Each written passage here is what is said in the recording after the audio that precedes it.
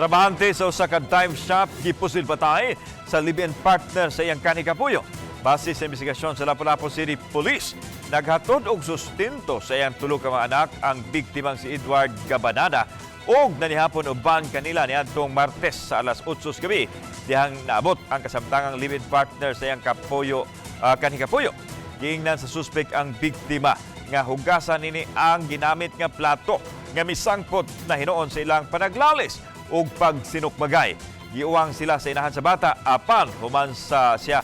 mauwang ug nakatilikod ang babae kalit lang ining nadungog ang tulo ka mga buto sa armas ug nakit-an na lang niya ang biktimang nahagba na samtang ang suspitsado dali raw sab nga nakaikyas.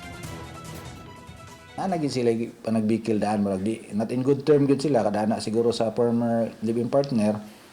ko agi na sila maayong tagad gyud then abot na gid sa point nga